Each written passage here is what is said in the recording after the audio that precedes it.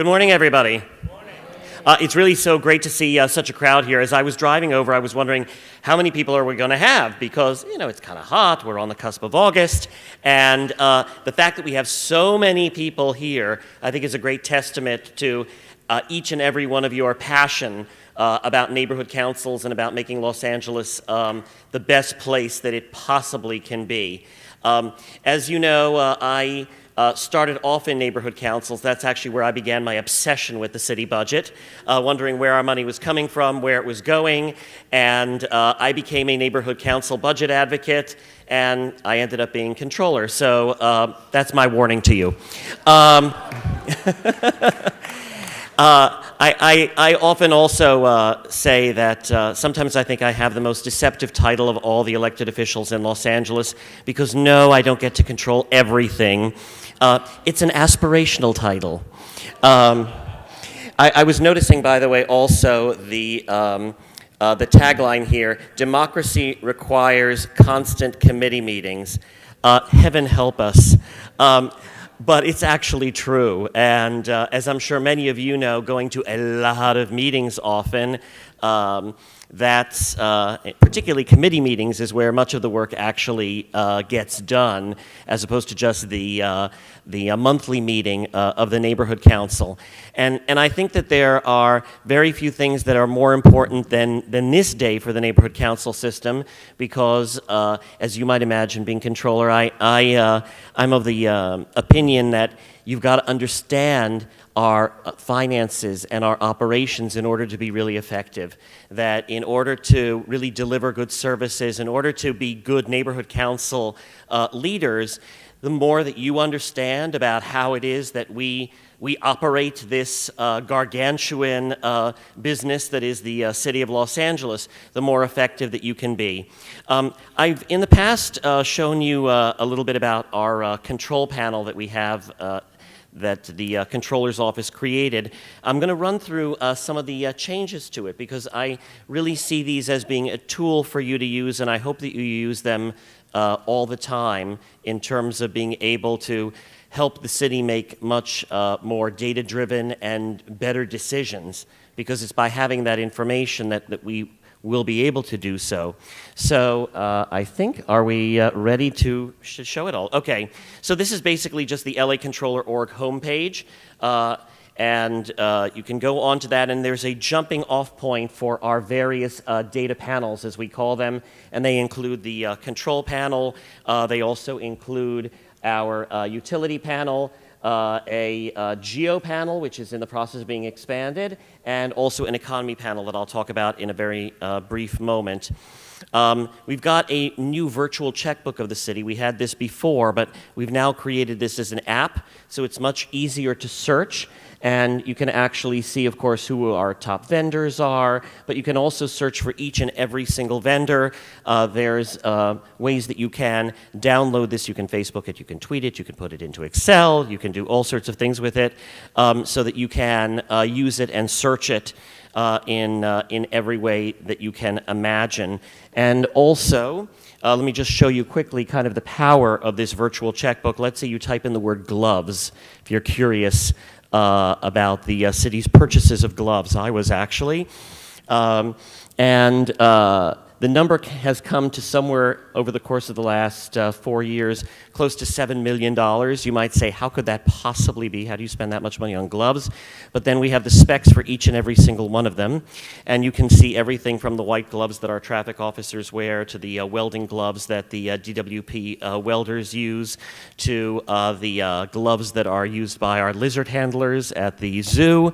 And on it goes. You can see the details of who we bought it from, what sales tax we paid for it, what the unit price was, what the payment authorization was, and the idea is that you're going to be able to compare this against other jurisdictions, against the private sector. And I love going out and talking to business groups as well, because I want to have more and more bidders, particularly ideally local bidders, because the idea is that if you can imagine it, and even if you can't imagine it, the city buys it, both in goods and in services. And so we need to do much more to encourage our local businesses. We've got, of course, neighborhood council expenditures, and you can search by neighborhood council. You can search, this is very, very small. I'm sure you can read every single letter of this screen now, right? But suffice it to say that we have many columns of data so that you will know exactly not just how your neighborhood council is spending its money, but every other single neighborhood council. We also, by the way, introduced recently a new payroll app. We've always had payroll information up, but now there's a easier, quicker way to search it, and much more sort of intuitive. So we're constantly trying to update our site to make it even more useful. You can, of course, type in all sorts of word searches. You could type in the word tree. You'll find every tree surgeon, every tree supervisor, and anybody having anything to do with trees that works for the city of Los Angeles, and that's just one example of the kind of power of this data. Let me show you quickly our special funds. And this, to me, is something that I'm going to be spending a huge amount of time over the course of the next year, because everybody talks about general fund, and we know that term, but the vast majority of the treasury of the city is actually in these special funds. We have accounted for 941 of them. Some are more relevant than others. Some have hundreds of millions of dollars. Some have very small amounts. But we've actually taken these and we've broken them up into groups as well, so you can search for all funds that have something to do with transportation or public safety or housing. And the idea is how we can use these funds in a much better way. And we have a number of different studies that we've been doing and are coming out with to really talk about how to utilize some of this money in a much better way. We've also got budget versus actual numbers, and you can study those. I'm not going to go to it in depth. We've got all sorts of metrics and operating indicators. Some, I will concede to you, a little more accurate than others. These are gathered by the departments. It's hard to verify each and every single one of them, but we are working with the departments in terms of how we can gather the most meaningful metrics and operating indicators and to make them available so that that department can operate better, but also that you can hold them accountable. We've got also the link to our, and by the way, some of these are visual, some of these are also in depth. We've got our comprehensive annual financial report. This is for the real wonks in the room who want to see in detail each and every single one of the details, but we've also got the community financial report. By the way, we've won awards for this from reporting and government organizations in which you can take a look at the basics of the operations of the city with a lot of color and a lot of graphics, and it's not just attractive, but it's also much easier to sort of understand and digest. I call it kind of the report for Main Street as opposed to just the report for Wall Street. We, of course, have all of our audits and reports. I'll talk about that in a second. We have our utility panel. Many of you have come to some of these presentations and know about that. Everything you always wanted to know about DWP is there to be found. We have our geo panel, and this is in the process of being expanded, but we have here, for example, an audit that we did of Prop O projects most recently, and if one clicks on that, actually we did a little video of each and every single one of the Prop O projects. These are projects that are done pursuant to $500 million that was approved by the voters for all sorts of different water projects. You can actually see how your money has been spent, where they are. It's on a map. And more details of those as well. I believe that mapping has actually got a tremendous future in terms of understanding how we are allocating our resources. We've also got the economy panel. I know I'm running through this really fast, but what I wanted to do was to capture 50 different data points relating to the economy of the city of Los Angeles.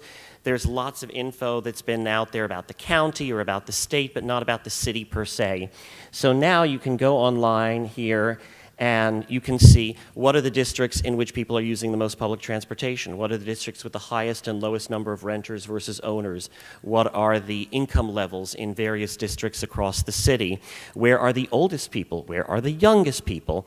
It's a tool to be used by those within government so that we spend our money more wisely, but also for those in the business community who are making decisions about everything from where they want to put their next Starbucks location or anything else for that matter. And we are gathering this from a variety of different data sources. And it's one thing, of course, to create this. It's another thing to constantly keep it updated, which is why I'm going to be asking Councilman Wesson for more money. And you've already said yes, correct? So some of the audits that we have coming up, by the way, looking at density bonuses in the city, looking at LAPD business permits, water reclamation. We're looking at healthcare plans of the city, street sweeping. We're about to issue an audit looking at the city's franchise with the gas company, looking at what potential sources of funding would be for housing and homelessness, and that's just the beginning.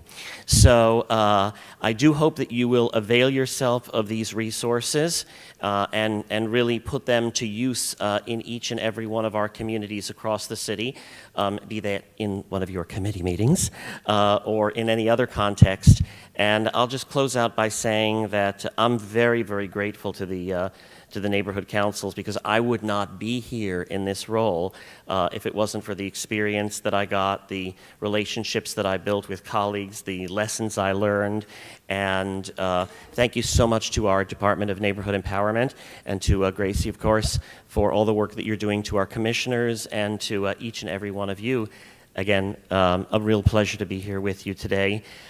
Lastly, I will say that if you've got questions about this, you can call us up. We have people who can walk you through this, who can help you, who can help answer many of your questions in terms of how to do X, Y, and Z. We've also got videos as well as instructional information in terms of how to Q&A, et cetera, because the more that you use it, the more you discover and the more you realize what the power of it is. Every time you go on, you'll find some new aspect of it. And again, thank you so much, and have a wonderful, informative, interesting, and meaningful day. Thanks.